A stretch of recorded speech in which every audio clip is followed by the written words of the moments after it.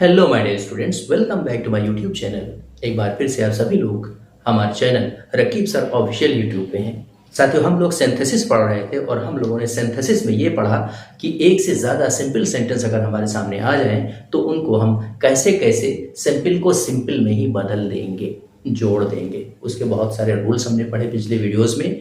हमने कहा था आप लोगों को कि सिंथेसिस में हमारे पास 3 तरीके के सेंटेंस हो सकते हैं, जिसमें पहला था हमारा सिंपल, दूसरा था कॉम्प्लेक्स और तीसरा था कंपाउंड। ठीक है साथियों, ये 3 सेंटेंस हमने कहा था सिंथेसिस में आते हैं, इनको आपस में जोड़ना होता है। हम लोगों ने अभी सिंपल को सिंपल में बदलना सीखा। अब आगे हम लोग चलते हैं और एक से ज्यादा सिंपल सेंटेंस अगर आ जाए तो उनको कैसे हम लोग कॉम्प्लेक्स या कंपाउंड में बदलेंगे, कैसे हम कॉम्प्लेक्स या कंपाउंड में बदलेंगे। तो साथियों, सबसे पहले तो हम लोगों को अब ये देखना है कि कंपाउंड और कॉम्प्लेक्स सेंटेंस क्या होते हैं। ठीक है। दूसरी चीज, अब ये कंपाउंड और कॉम्प्लेक्स सेंटेंस को पढ़ने से पहले हम लोग पढ़ेंगे कि क्लॉज क्या होता है, उपवाक्य क्या होता है। क्योंकि चाहे कंपाउंड सेंटेंस हो चाहे कॉम्प्लेक्स हो, सब में अलग अलग क्लॉज दिए होते हैं, उपवाक्य दिए होते हैं। तो आइए सबसे पहले हम लोग जानते हैं कि उपवाक्य क्या होता है। हमारे विद्यार्थियों, उपवाक्य जो होता है वो जैसे सेंटेंस शब्दों का समूह होता है, उसी तरीके से हमारा जो ये उपवाक्य होता है ये भी हमारा शब्दों का समूह होता है। इसकी अपनी वर्ब होती है और इसका अपना एक सब्जेक्ट होता है। ठीक है साथियों, class is a group of words which has its own verb and its own subject. ठीक है। अब ये क्लासेस भी बहुत तरीके के होते हैं। क्या होता है, ये हमारे जो क्लास है ये कोऑर्डिनेट क्लास, प्रिंसिपल क्लास और सबऑर्डिनेट क्लास, इनके भी अलग अलग हिस्से हो जाते हैं। तो हमारे प्यारे विद्यार्थियों, हमने जैसे आपको बताया कि जो क्लास होता है उसका अपना एक सब्जेक्ट होता है और उसकी अपनी एक वर्ब होती है। जैसे फॉर एग्जांपल हमारे सामने है, he is a man who we all respect. इस सेंटेंस को अगर हम देखें तो इसमें जो whom है हमारा ये कंजक्शन है और उससे 2 हमारे उपवाक्य जुड़े हुए हैं, 2 क्लास जुड़े हुए हैं। अगर इस वाले को देखें तो ही इज ए मैन, ये अलग है, और दूसरा देखें वी ऑल रिस्पेक्ट, ये अलग है। ठीक है। तो ये हमारे 2 क्लास हो गए और कंजक्शन से जुड़े हुए हैं। तो आइए सबसे पहले हम लोग देखते हैं कि जो क्लास होते हैं वो कितने तरीके के होते हैं। तो हमारे प्यारे विद्यार्थियों, अगर अब तक आप लोगों ने हमारे चैनल को सब्सक्राइब नहीं किया है तो कर लीजिए, बेल आइकन को प्रेस करिए और अपने ज़्यादा से ज़्यादा साथियों तक इसको शेयर भी कीजिए। आइए साथियों, हम लोग देखते हैं कि क्लास जो होता है, उपवाक्य जो होता है वो क्या है। क्लास क्या है, शब्दों का एक समूह होता है, इसकी अपनी एक फाइनाइट वर्ब होती है और ये अपने अर्थ को पूरा प्रकट करता है। ठीक है साथियों, हम लोग अब देखते हैं कि जो हमारे क्लास हैं वो मेनली 3 टाइप्स के होते हैं। कितने होते हैं? 3 तरीके के होते हैं। इसमें से पहला हमारा होता है प्रिंसिपल क्लास, जिसको हम लोग प्रमुख उपवाक्य कहते हैं।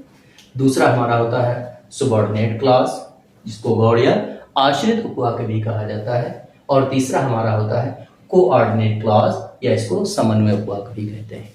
साथियों, अब हम लोग देखते हैं क्या कि प्रिंसिपल क्लास हमारा क्या होता है।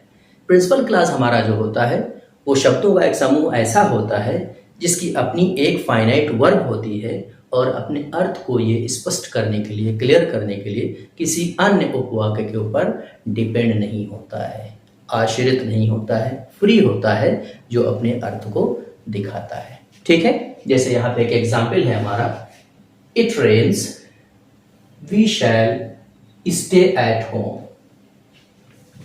क्या है? It rains we shall stay at home.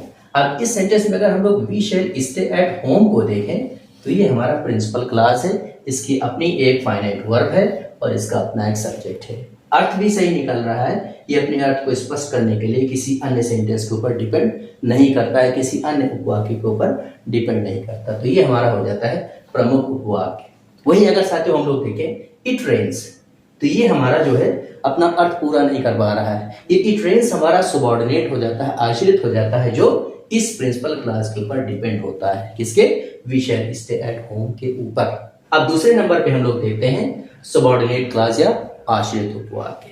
अब ये जो आश्रित उपवाक्य, जैसे आप लोग जानते हैं कि नाम से ही पता चलता है, ये अकेला नहीं रहता है। ये जब भी आएगा तो अपने प्रिंसिपल क्लास के साथ में आएगा, क्योंकि इसको अपने अर्थ को प्रकट करना है और बगैर ये उसके सहारे अपने अर्थ को स्पष्ट नहीं कर पाता है, तो ये हमारा subordinate clause जो होता है वो क्या होता है, जैसे है she denied that she had written a letter। अब ये she had written a letter जो हम देखेंगे तो एक हमारा ये प्रिंसिपल क्लास है, इसकी अपनी वर्ब है और इसका अपना सब्जेक्ट है, ये पूरी तरीके से फ्री है अपने अर्थ को स्पष्ट करने के लिए। लेकिन she denied जो है that, ये इतना सेंटेंस हमारा क्या है, ये सेंटेंस हमारा डिपेंड करता है किसके ऊपर, प्रिंसिपल क्लास के ऊपर, तो इसको हम लोग कहेंगे सुबॉर्डिनेट या आश्रित उपवाक्य। ठीक है, कंजक्शन दैट लगा होता है, इससे सेंटेंस से जुड़ा होता है। ठीक, ये दो आपके क्लियर हो गए। आश्रित सुबॉर्डिनेट होता है जो प्रिंसिपल के ऊपर डिपेंड करता है अपने अर्थ को स्पष्ट करने के लिए, प्रिंसिपल बिल्कुल से फ्री होता है अपने अर्थ को स्पष्ट करने के लिए। तीसरा हमारा उपवाक्य होता है या क्लास होता है जिसको हम लोग कहते हैं कोऑर्डिनेट।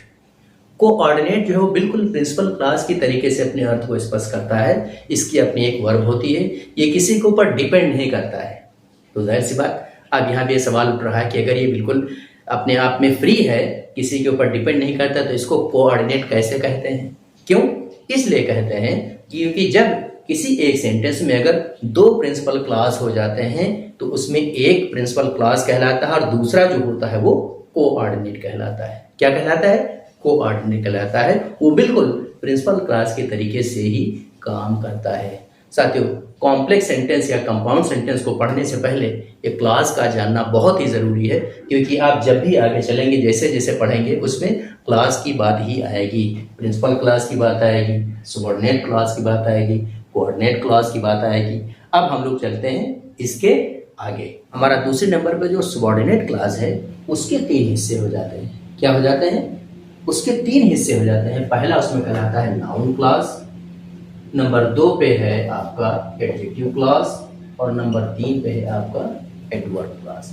ये सबऑर्डिनेट क्लास के अलग अलग हिस्से हो जाते हैं, या यूं कहें कि 3 तरीके के होते हैं। ठीक है, जैसे नाम से पता चलता है जो नाउन क्लास होता है हमारा वो आश्रित उपवाक्य जो किसी सेंटेंस में एज ए नाउन या एज ए सब्जेक्ट काम करने लगता है वो क्या कहलाता है? हमारा नाउन क्लास कहलाता है, और किसके अंतर्गत आता है? सबऑर्डिनेट क्लास में आता है। जैसे साथियों सेंटेंस है आपके सामने, What he said was true।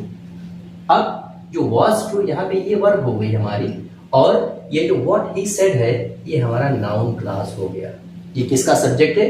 was true का ये हमारा सब्जेक्ट हो गया। तो ये हमारा हो गया नाउन क्लास। क्या हो गया? Noun class. किसके अंतर्गत? सबऑर्डिनेट क्लास के अंतर्गत आता है। सबऑर्डिनेट क्लास का एक पार्ट होता है, 3 तरीके के होते हैं, इसमें पहला आपका है नाउन क्लास। आ रहा है समझ में? थोड़ा दिमाग लगाना पड़ेगा आपको। चैनल को सब्सक्राइब जरूर कर लीजिए। अब आइए देखते हैं हम लोग दूसरे नंबर पे जो एडजेक्टिव क्लास है। एडजेक्टिव क्लास हमारा साथियों जो होता है वो किसी सेंटेंस में एज एन एडजेक्टिव काम करने लगता है। ये अक्सर हु, हुज, दैट ऐसे शब्दों से इसकी शुरुआत होती है। तो आइए हम लोग देखते हैं नंबर 2 पे जो हमारा एडजेक्टिव क्लास है उसकी डेफिनेशन क्या होती है या वो कैसे काम करता है। तो साथियों अब हम लोग सबऑर्डिनेट क्लास का जो नंबर 2 पे है जिसको हम लोग एडजेक्टिव क्लास कहते हैं, ये क्या होता है कि हमारा ऐसा उपवाक्य होता है जो किसी सेंटेंस में एज एन एडजेक्टिव काम करता है, हमने जैसे आपको बताया। और अगर हम देखते हैं मोस्टली तो क्या होता है कि ये किसी रिलेटिव प्रोनाउन या किसी रिलेटिव एडवर्ब से बनाए जाते हैं। अब ये कौन कौन से, जैसे विच है, हु है, वाई है, दैट है, इस तरीके से जो हमारे रिलेटिव प्रोनाउन या रिलेटिव एडवर्ब होते हैं इन्हीं से हम लोग क्या बनाते हैं? एडजेक्टिव क्लास को बनाते हैं। और अगर हिंदी में हम देखते हैं तो जैसे जो, जिसका, जहां, जिससे, ऐसे सेंस हमारे हिंदी में निकलते हैं। ये हमारा कहलाता है एडजेक्टिव क्लास और ये सबऑर्डिनेट क्लास का दूसरा हिस्सा होता है। देखिए साथियों, अब इसके बाद हम लोग देखते हैं इसमें रिलेटिव प्रोनाउन और रिलेटिव एडवर्ब क्या होता है। आइए देखते हैं कि रिलेटिव एडवर्ब या रिलेटिव प्रोनाउन क्या है। रिलेटिव प्रोनाउन हमारे साथियों क्या है? रिलेटिव प्रोनाउन हमारे हु, हुज, हुम, विच, दैट आदि ये ऐसे वर्ड हैं जिनको हम लोग रिलेटिव प्रोनाउन कहते हैं। ठीक है, उसी के साथ में अगर हम देखते हैं तो रिलेटिव एडवर्ब हमारे जो होते हैं वो किसी सेंटेंस में जब आते हैं तो अपने से पहले वाले नाउन की विशेषता बतलाते हैं, साथ में क्या बताते हैं? टाइम, प्लेस और रीजन, यानी स्थान, समय और कारण को भी दिखाते हैं। दूसरी तरफ अगर हम देखते हैं कि रिलेटिव प्रोनाउन जब किसी सेंटेंस में आते हैं जो कि हुज, हुम, हु, विच ये हैं, ये अपने से पहले आने वाले किसी नाउन की विशेषता को बतलाते हैं। लेकिन जहां पर हमारे रिलेटिव एडवर्ब आएंगे यही बन करके तो वहां के ऊपर समय, स्थान और कारण भी दिखाते हैं। जैसे सेंटेंस में हम लोग देखते हैं, पहला क्या है? This is the girl whose pen is green. अभी जो हमारा हुज है ये क्या है साथियों? हमारा ये हमारा है रिलेटिव प्रोनाउन। ठीक साथियों, हमारा ये जो रिलेटिव प्रोनाउन हुज है ये हमारा एडजेक्टिव क्लास के अंदर आता है और एडजेक्टिव क्लास हमारा सबऑर्डिनेट क्लास का हिस्सा है। ठीक है, अब दूसरा सेंटेंस हमारे सामने है, this was the reason why he did not come. अब why he did not come, ये हम अगर देखते हैं तो हमारा ये रिलेटिव एडवर्ब की तरीके से काम करता है। क्यों? क्योंकि ये रीजन को भी दिखा रहा है, कारण को भी दिखा रहा है, काज को भी दिखा रहा है। तो इस तरीके से हम लोग रिलेटिव प्रोनाउन और रिलेटिव एडवर्ब का यूज करते हैं एडजेक्टिव क्लास को बनाने में। और एडजेक्टिव क्लास हमारा जो है ये दूसरा नंबर है किसका? सबऑर्डिनेट क्लास का। अब साथियों हमारा बचता है तीसरा, और वो है हमारा एडवर्ब क्लास। क्या है? एडवर्ब क्लास है। ठीक है साथियों, हमारे चैनल को आप लोग लाइक करिए, सब्सक्राइब करिए और जितने भी हमारे वीडियोस हैं आप उनको सीक्वेंस में देखिए, क्योंकि सिंथेसिस में जब सिंपल सेंटेंस होता है तो थोड़ा सा आसान है, लेकिन कंपाउंड और कॉम्प्लेक्स सेंटेंस में क्लास को समझना बहुत ही ज़रूरी है, क्योंकि बगैर इसके समझे आप सेंटेंस को नहीं जोड़ पाएंगे। तो साथियों हमारे जो सबऑर्डिनेट का तीसरा हिस्सा उसको हम लोग कहते हैं एडवर्ब क्लास, यानी ऐसा क्लास जो किसी सेंटेंस में एज एन एडवर्ब काम करता है, एडवर्ब क्लास का रहता है और इसका हिस्सा ये सबऑर्डिनेट का हिस्सा है। साथियों एडवर्ब क्लास के अंतर्गत then, though, although, so, that, if, when, whereas, because as, etc. इस तरीके के हमारे जो वर्ड हैं इनको हम लोग रखते हैं किसमें? एडवर्ब क्लास को बनाने में। ठीक है, अगली चीज ये है कि एडवर्ब क्लास से हमें क्या क्या पता चलता है? एडवर्ब क्लास ऑफ टाइम होता है, जिससे टाइम का पता चलता है। एडवर्ब क्लास ऑफ प्लेस होता है, उससे स्थान का पता चलता है। एडवर्ब क्लॉज ऑफ पर्पस होता है। एडवर्ब क्लॉज ऑफ रीजन या काज होता है। एडवर्ब क्लॉज ऑफ कंडीशन होता है, स्थिति होती है। एडवर्ब क्लॉज ऑफ रिजल्ट होता है और एडवर्ब क्लॉज ऑफ कंपैरिजन होता है, तुलना वाला होता है। ये साथियों हमारे थे 3 सबऑर्डिनेट के हिस्से। हमने प्रिंसिपल क्लास को पढ़ा, हमने सबऑर्डिनेट क्लास को पढ़ा। अब अगला हमारा बचेगा कोऑर्डिनेट क्लास, जिसकी डेफिनेशन मैंने बताई है कि बिल्कुल से प्रिंसिपल क्लास की तरीके से होती है। तो यूँ हम ये कह लें कि ज़्यादा हमको समझने की ज़रूरत है सबऑर्डिनेट क्लास को ही, क्योंकि इसी में हमें दिक्कत आ सकती है।